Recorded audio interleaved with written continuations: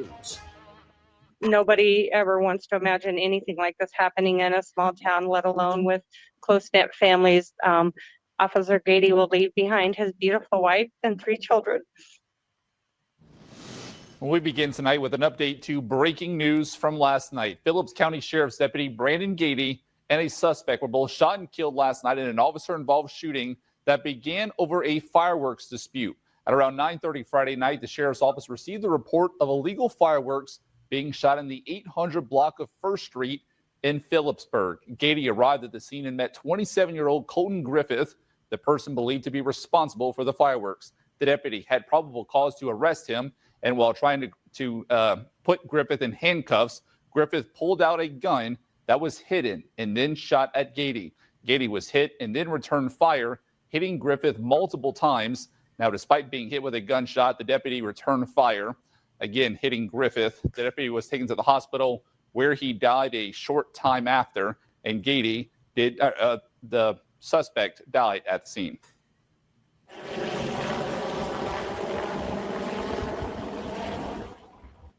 And that was from today. Law enforcement agencies across the state remembering Gaede. He was honored with a law enforcement escort from Phillips County to here in Wichita. Honor guards stood outside the Sedgwick County Regional Forensic Science Unit in tribute to honor the fallen deputy. Even if you are fallen, you'll never be forgotten. And this is just the very beginning of the support that this family, who is obviously devastated right now, will receive from law enforcement. It will not end with the funeral. It will continue forever. So we heard from law enforcement today. We're also hearing from those who were close with Gaede. As reporter Gabriela Hernandez reports, they say the deputy was committed to his job and always put his community first. Officer Gaede knew everybody. He spoke to everybody, a genuine man. He was just a great guy all around. He was one of the best officers Phillipsburg has ever had. As Phillips County and the community mourns the loss of fallen Officer Brandon Gaede. I've lived here all my life, and I never in a million years thought we'd be going through anything like this. It's the stories, memories, and more that they turn to for comfort. He always took time to talk with all the daycare kids. They always loved it that he would show up in uniform, of course, so the daycare kids could see him. And he was just dedicated to everything that he did. And he's going to be greatly missed. Multiple fundraising efforts are in place, including an account established at Farmers State Bank in Phillipsburg to help the family during this time. Jackie says that's what a small community is going to do.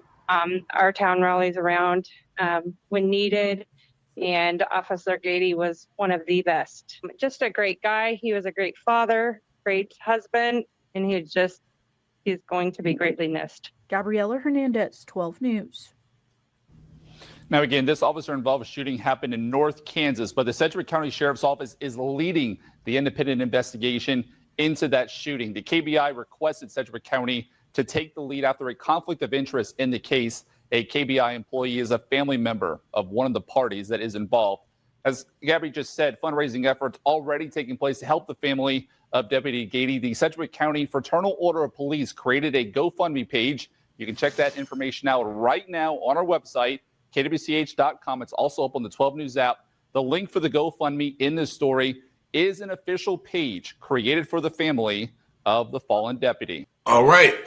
Peace and blessings. Peace and blessings. All praises due to the Most High. And here we have yet another police killing by a good old all-American white boy. And his name is Kolton Griffith of Phillipsburg, Kansas. Now, you notice they didn't show you a photo of him, and neither will you see one in the next article that gives a little more details. But I have took the liberty of scourging the internet, and I found one photo of this person. Now, this happened once again in Phillipsburg, Kansas, small town of about 2,500 people, 91% white, 93.45, and 0.64% black. And so we would deduce from those demographics that this shooter, as we have been covering a lot, was a white boy. Now, they said that this officer came to his house and A man was doing some fireworks. They're talking about a dispute over fireworks. But the next article is going to give you how truly destructive that Kolton was. And you see them focusing once again on the deputy and, the community coming together and how good of a guy he was. But nothing about the evilness of this Kolton character who shot this man in cold blood. Also, you heard them say, well, there's a conflict of interest from them having it in Phillipsburg because one of the parties involved has a family member that works there. We all know who that is. That's Kolton. Everybody knows Kolton. Everybody knows Kolton was full of.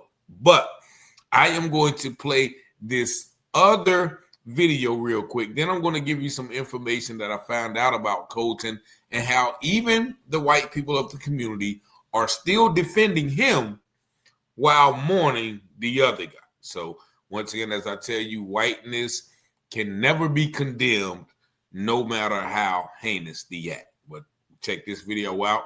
This video was used in fair use for literary and commentary purposes only. New details on the death of Phillips County Sheriff's Deputy Brandon Gaede. The Sedgwick County Sheriff's Office released new information on its investigation. They say the Phillips County Sheriff's Office received several reports of explosions last Friday night. Deputy Gaede spoke with Kolton Griffith about the detonations, which he denied involvement in. Gaede stuck around the area and looked into Kansas law regarding explosives.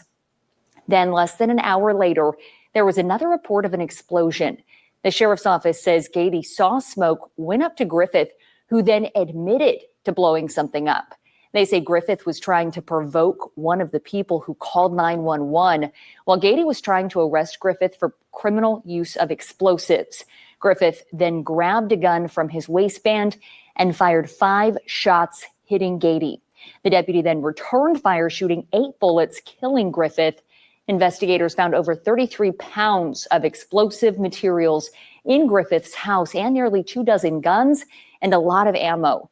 Investigators do not believe Griffith was targeting Deputy Gaede. When Deputy Brandon Gaede is laid to rest this weekend, a very special flag will be at his casket. The Honor Network transported the United States Honor flag from Texas to Phillipsburg today. The flag, once it gets there, it'll stay on the right side of the fallen hero. Stay with him throughout the visitation tonight, overnight, and then for his funeral, the flag will stay with him. And then during internment, the flag gets recased and we'll head out to California. The case that carries the flag is named after Topeka Police Corporal Jason Harwood, who was killed in 2014. This flag is never touched by bare hands, and a pair of special gloves only touches it once before being retired. All sets of gloves are then given to the fallen officer's family. Services for Deputy Gaede start tonight from 6 until 8. There is a visitation at the Huck Boyd Community Center in Phillipsburg. His funeral is Saturday morning at 10:30 at the community center. The public is invited to say their final goodbyes at both events. All right, and so we're going to stop it right there as they show you the special flag and the special gloves that has never been worn by anyone.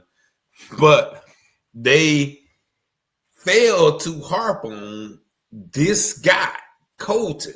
As you heard truthfully now, they said neighbors heard explosions, fireworks, explosions, fireworks. I think they are 2 distinctly different sounds. And this guy admitted, said, yeah, man, I'm trying to provoke someone.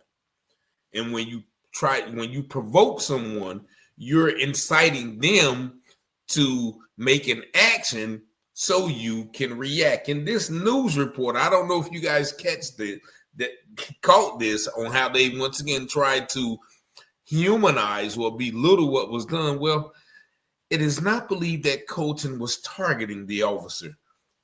What do you mean he shot the man 5 times? How was he not going to be targeting the officer? He said he was trying to provoke someone. That means anyone. And even when the officer was trying to arrest him, he pulled out a gun and shot the man 5 times. Now, the deputy did regroup, shot him 8 times, and both of them, unfortunately, passed. But this is a major issue I'm pointing out lately, is the destructive nature of that good old boy country, middle America, make America great again, old time great American gun culture.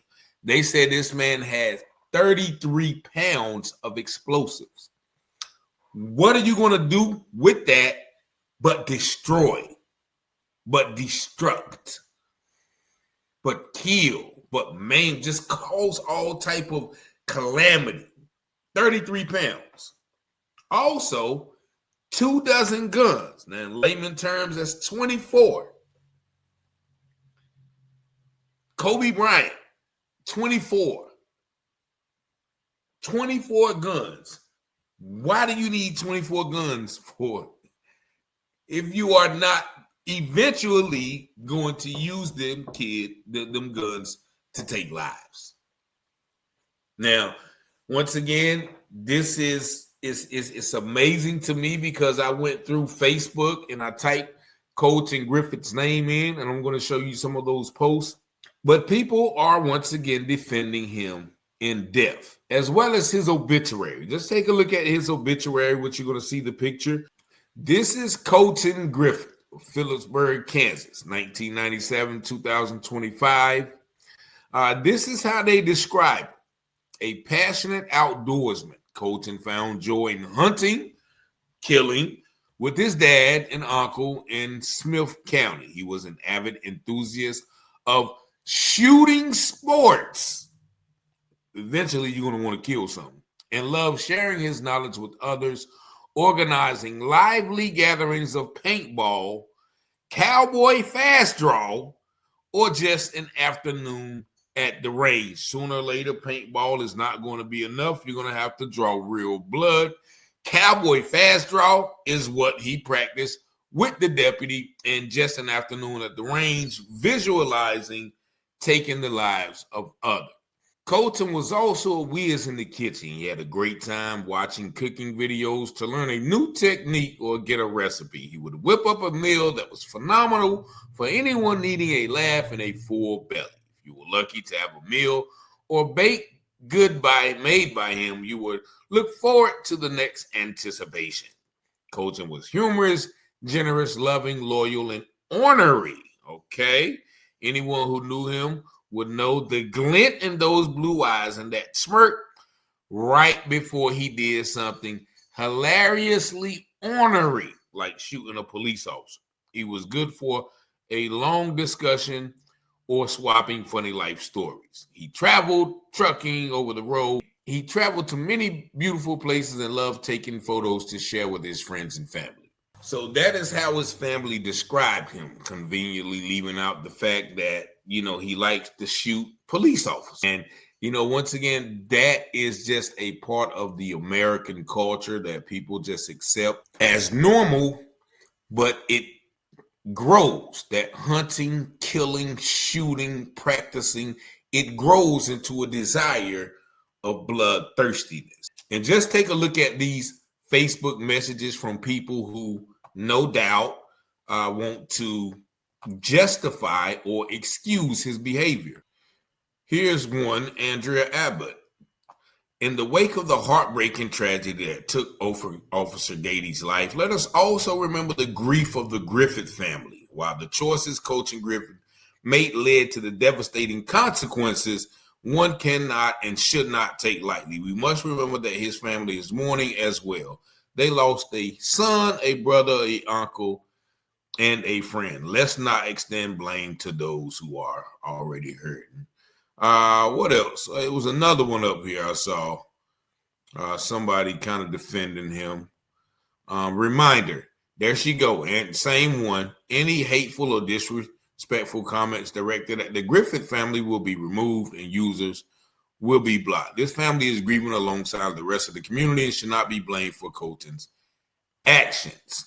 And so, once again, if I can't imagine if that was a black person who got killed while killing a police, that same grace and compassion would be extended. But nevertheless, this is another example of a underreported story. This happened in June of this year, 3 months ago, where a police officer was killed in the line of duty by another white, young, all-American, hunting, fishing, baking apple pie, run-of-the-mill white boy, in which they never get blamed fully for these type of actions, or they never get condemned fully by the, you notice the news, they didn't even show a picture of, didn't even mention, her criminal record or anything like that. And so once again, that goes to the narrative of the controlling of the media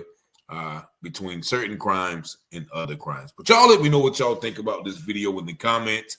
If you like this content, please hit the subscribe button to help this channel grow. You see the number 919-587-7782. Thank y'all for watching, liking, sharing, subscribing, and commenting on these videos. And as always, peace and blessings.